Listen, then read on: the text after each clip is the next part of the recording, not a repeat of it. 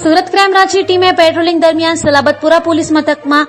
24.45 લાખના કાપડ ચીટિંગના ગુનામાં છેલ્લા 3 વર્ષથી નાસ્તા ફરતા આરોપીને ઝડપી પાડી તેનો કબજો સલાબતપુરા પોલીસને સોંપવાની તજવીજ હાથ ધરી હતી.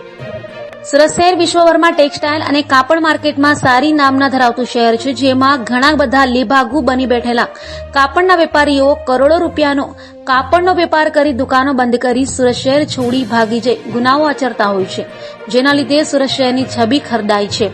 આવા કાપડ ચીટિંગના વર્ષોથી નાસ્તા ફરતા આરોપીઓને શોધી કાઢવા માટે ક્રાઇમ બ્રાન્ચના નાયબ પોલીસ કમિશનર નાઓએ સુરત ક્રાઇમ બ્રાન્ચને સૂચના આપી હોય, જે અન્વયે સુરત ક્રાઇમ બ્રાન્ચની અલગ અલગ ટીમો વર્કઆઉટમાં હતી. તે દરમિયાન વાહન ચોરી સ્કોડના પીએસઆઈની ટીમને ટેકનિકલ સર્વેલન્સ તથા હ્યુમન સોર્સિસ આધારે મળેલ ચોક્કસ બાતમી હકીકત આધારે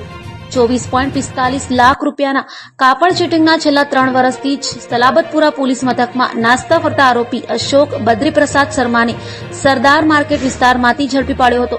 અને તેનો કબજો સલાબતપુરા પોલીસને સોંપવાની તજવીજ હાથ ધરી હતી.